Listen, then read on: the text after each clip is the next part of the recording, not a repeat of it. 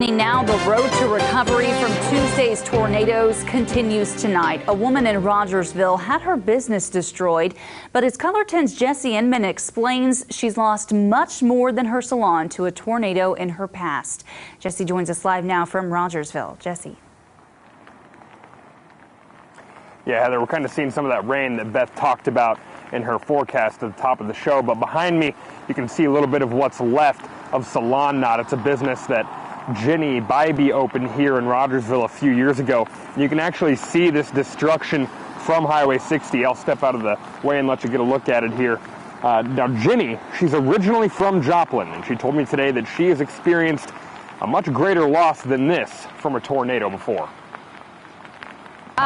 So this was Salon Knot. It was Salon Knot. A business that Jenni Bybee opened a few years ago just off Highway 60 east of Rogersville is unrecognizable after a tornado tore through Webster County on Tuesday.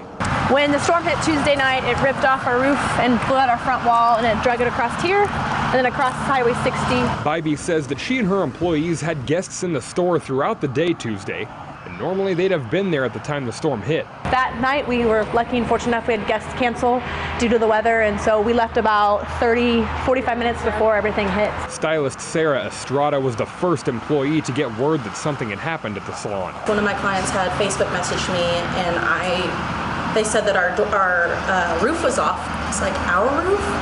And so I FaceTimed my boss, Jenni, and I told her, I said, somebody said that our roof's gone. I just live 2 miles up the road, so I drove up here as quick as I could to see what it looked like, and this is what we walked into. But Jenni, a Joplin native, lost much more back in 2011 when an EF5 hit her hometown. My family's from Joplin, and we lost my mom in the Joplin tornado in 2011, and my granny passed away 2 years after that, after she survived everything. So it definitely brings all of that back, for sure.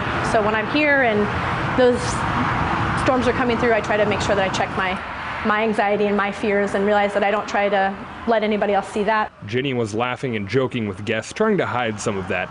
But deep down, she knows firsthand the power that a tornado has. There's definitely a healthy fear and respect that I have for the weather here, and to go through it again definitely intensifies that even more. Fortunately, the people they rent the building from have another building ready for them to start working on, and that work began today. I know that when it's time to go into the new salon, I could put a post on Facebook and I'd have probably 400 people there, and so I just think I can never tell anybody thank you enough for what they've done, so that's it.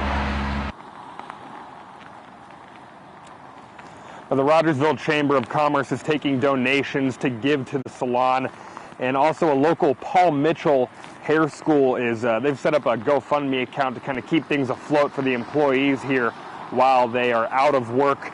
And Jenni told me today, though, that they do plan on taking clients again here in a couple of weeks once things get going over at the new location. In Rogersville, Jenni Bybee, Ozarks First. All right, Jenni, our thanks to you. And if you would like to donate, you can find that information on how to do that in this story at ozarksfirst.com.